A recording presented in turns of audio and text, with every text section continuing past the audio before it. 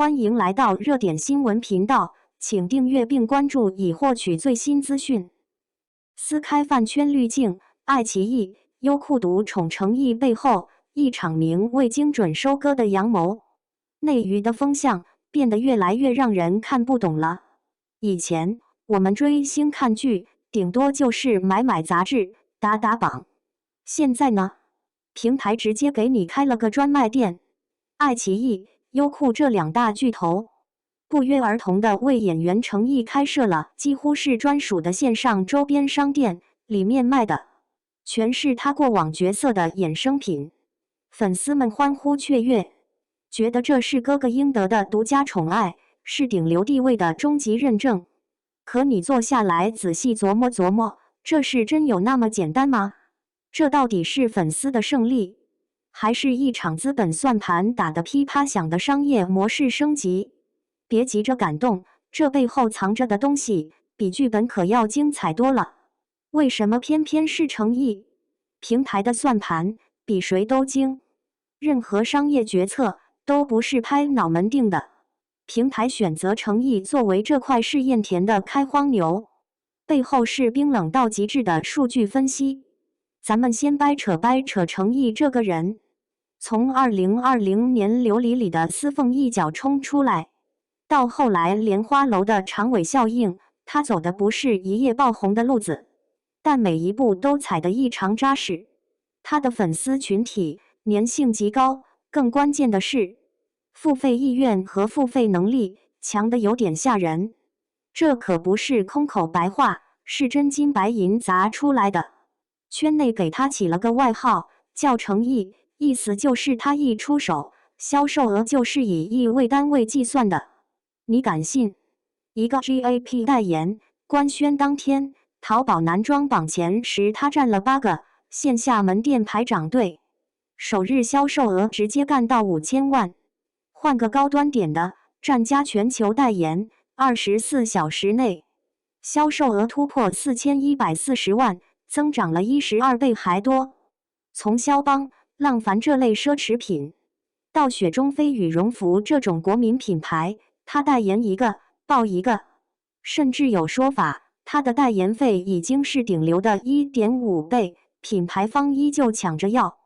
这种恐怖的带货能力，平台能看不到吗？长安24季播出期间，一部原创剧本硬是靠他一个人拉来了40多家品牌，28集插了237个广告，总时长超过2500秒，直接拿了优酷当年的广告时长冠军。平台早就尝到甜头了，他们比谁都清楚，诚意这个名字背后捆绑着一个购买力惊人的庞大群体。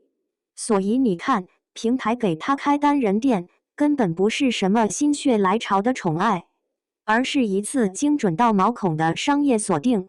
他们通过后台数据看得明明白白，这个人有持续输出的爆款角色 IP 存量，他的粉丝有不计成本的消费热情流量，这两者一结合，不就是一台完美的提款机吗？撕掉独宠滤镜，背后是平台的阳谋。搞清楚了为什么是他，我们再来看看平台这步棋到底有多高明。过去，视频平台怎么靠 IR 赚钱？卖会员、拉广告、搞超前点播。后来学聪明了，开始搞衍生品。但传统的衍生品开发是个苦差事。一部剧火了，从设计、打样、生产到销售，周期长，成本高，还压库存。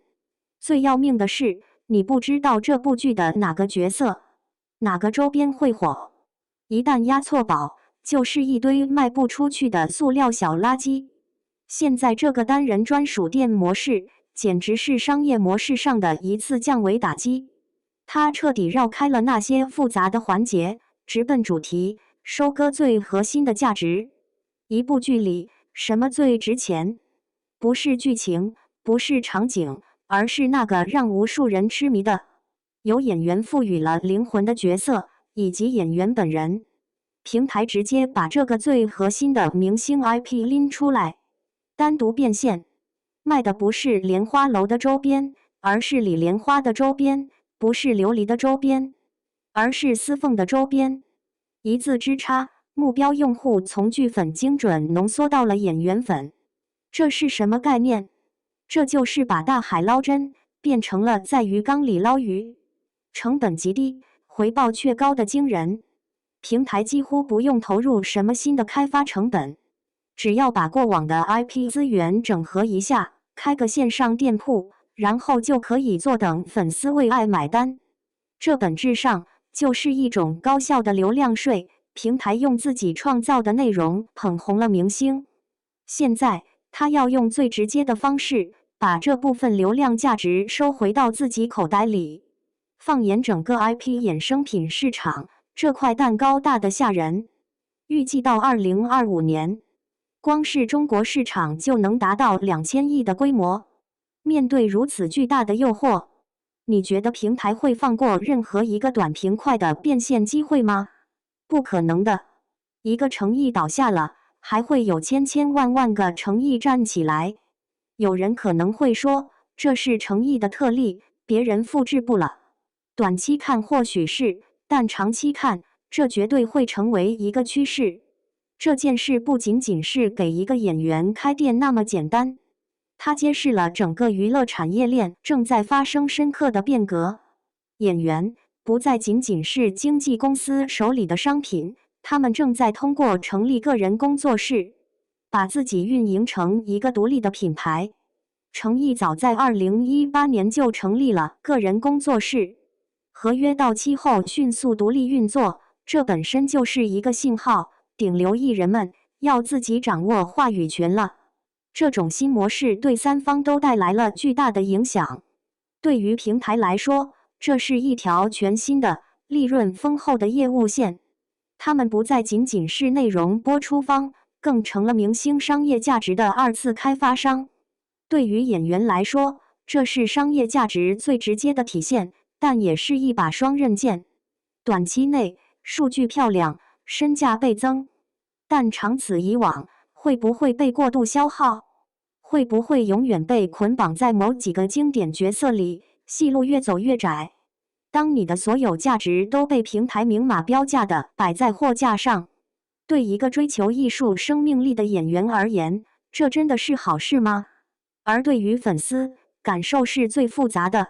一方面，他们有了官方渠道去支持偶像，这种双向奔赴的感觉确实很美好。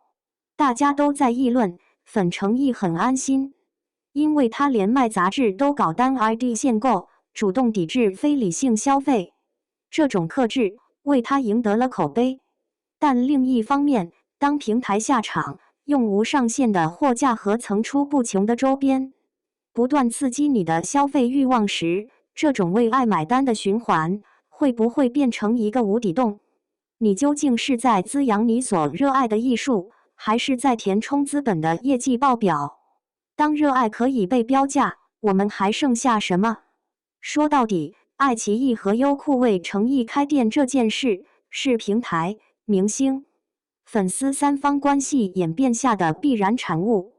它标志着粉丝经济已经告别了那个粗放应援的时代，进入了一个更加垂直、更加精细，也更加残酷的精准收割阶段。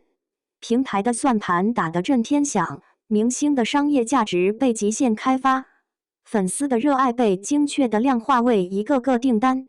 这套逻辑运转得天衣无缝，商业上堪称完美。只是夜深人静的时候，我们或许可以想一个问题：当所有的热爱都可以被如此精确的标价和收割，当屏幕里的角色与屏幕外的消费被如此紧密地捆绑在一起，对于这个行业的未来生态究竟意味着什么？